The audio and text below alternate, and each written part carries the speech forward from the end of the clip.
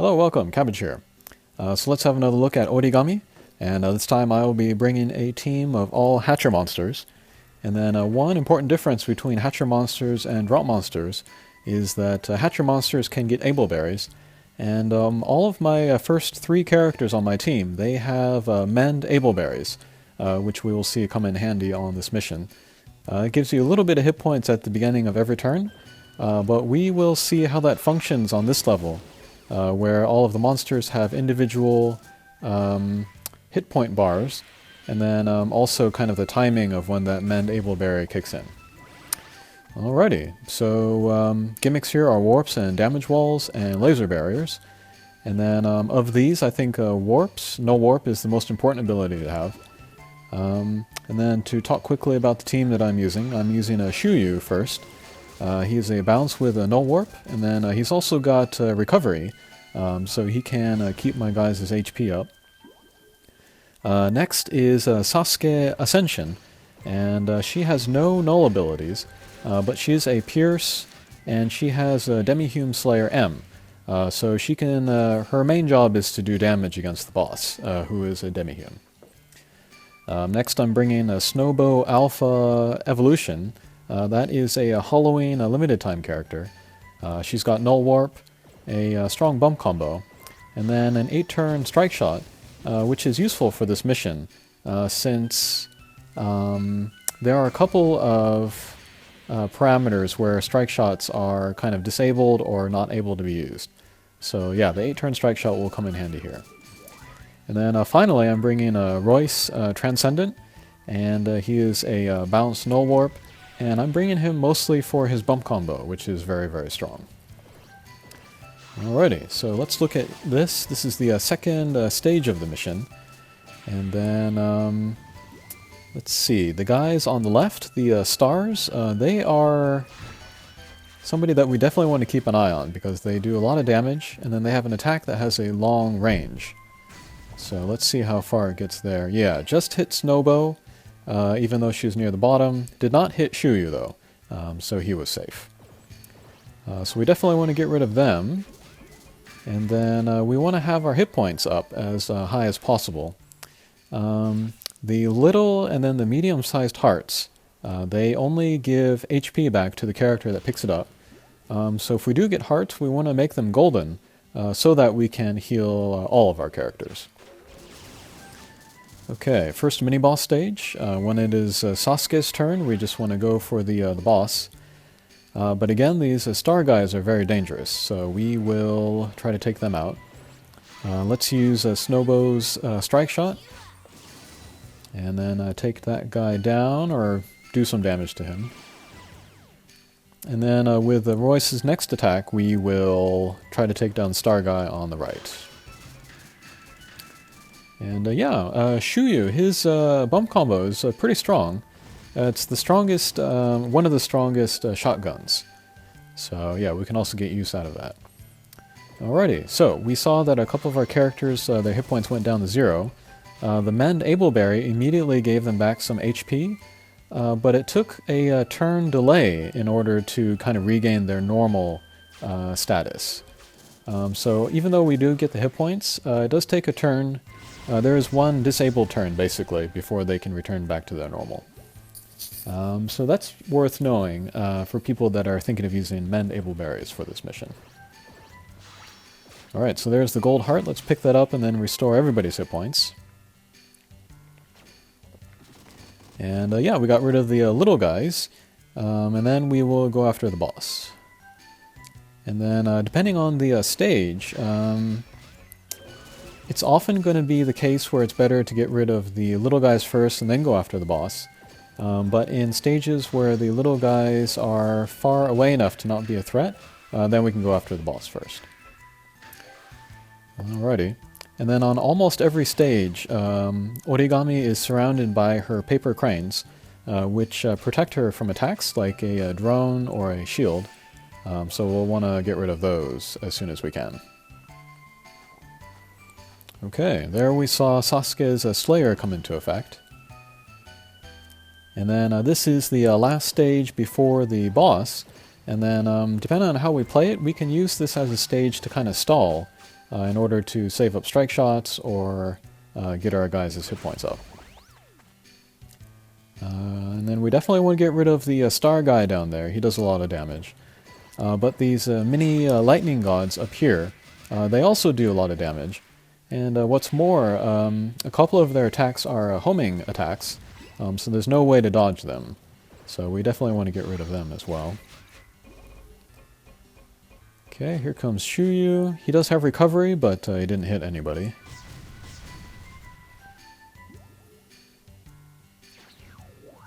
And right, Sasuke does not have null warp, so we just have to jump in the warp and hope. And let's see the blast radius for this star guy. Alright, so both Sasuke and Shuyu took the blast, but thankfully Sasuke had the shield up, so did not get taken down there. And there is Royce's very strong bump combo coming into play.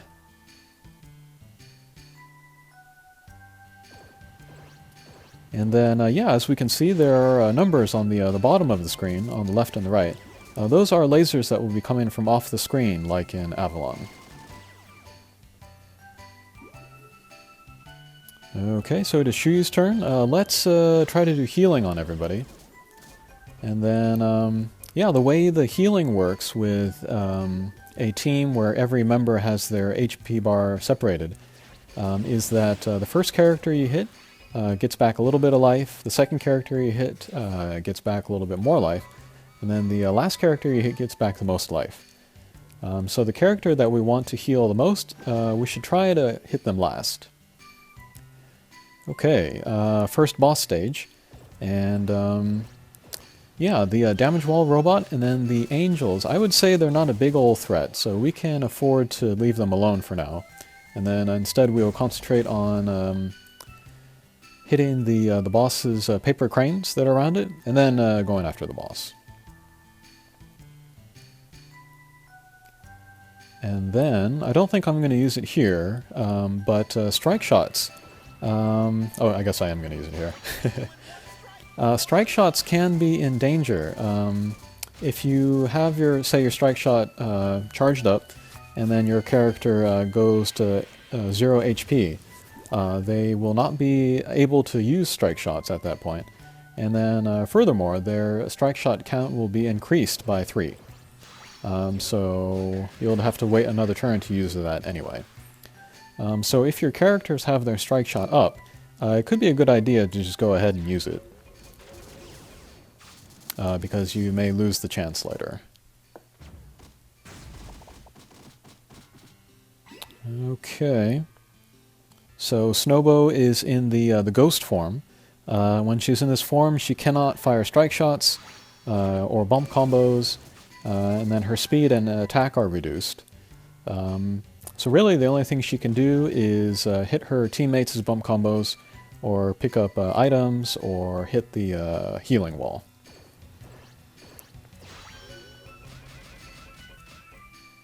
Okay, so damage there. I can see that the boss has a lot of hit points left, and the ultimate attack is coming up in 2 turns. So we'll go ahead and use Shuyu's strike shot, and this increases the effectiveness of the weak point on the boss.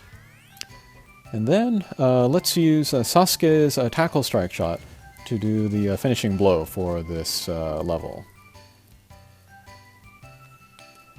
And then, yeah, the timing here is good because everybody has a little bit of hit points. They're all in their normal state. If you were to advance to the next stage with a character in the ghost state, they will not get hit points back. They will stay in the ghost state. So as much as possible, we want to beat mission or levels in the normal state. Okay, here is the second boss stage, and this is the easiest stage of the level, I would say. One, because there are no other little guys, it's just the boss. Secondly, there are no paper cranes around the boss, so we can just go ahead and do damage to the boss immediately. And yeah, kind of the danger zones are above Origami, because she does a large vertical laser, and then the area at the bottom where the lasers come from off the screen. So as long as we stay in the middle of the screen and attack Origami from the sides, then we can get through this stage pretty easily.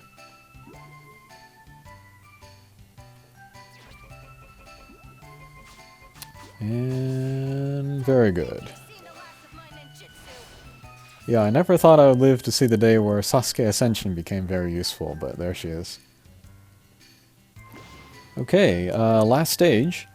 And yeah, we really want to focus on the boss. But the little guy, if he is a nuisance, we can do some damage to him as well.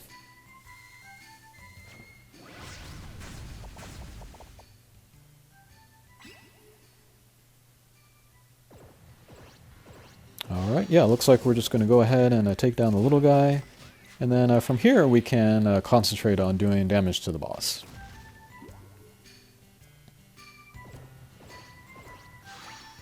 Alright, I saw that I didn't really need a healing there, so we'll just go for an attack instead. And yeah, there come some star guys, but we'll just continue to keep our guys towards the top of the screen and just do damage to the boss. And I guess I could take this time to talk about the character of Origami herself. And I really like the design. I like any character that's in a kimono or in some kind of a riff of a kimono. But as a playable character, I would say she's not great. And considering the very high difficulty of this mission, I would say she's not worth making a max luck. She is a light bounce, null gravity barrier character. Which you would think would make her good for Tsukuyomi, but her attack is so low that she can't actually one-punch the guys, which is kind of a minimum requirement for the mission. So I can't recommend her for there. And yeah, if you already had a max luck of light Murasame, then there's really no reason to make Origami. Okay, so we could not take down Origami before her ultimate attack came out, but thankfully Shinobi Alpha Evolution survived, perhaps because of her full resistance. So we will live to fight another day, and then all of the mend able berries on my guys will bring them back. And then we're going to try to stall to make that heart up there golden so that I can heal everybody. And there it goes. Let's grab that with Shuyu. Excellent. And one more hit should do it.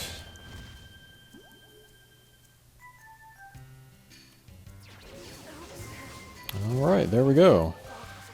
So, for whatever reason, that took longer than my free party run, about almost 3 minutes longer. And then I wonder how this run would have gone if I did not have the mend able berries on my characters. But yeah, pretty difficult mission. And for most people, I would say it's worth just getting the one. There are other better light null gravity barrier max lucks that are easier to make as well. But yeah, hopefully that was helpful, and we'll see you again. Take care.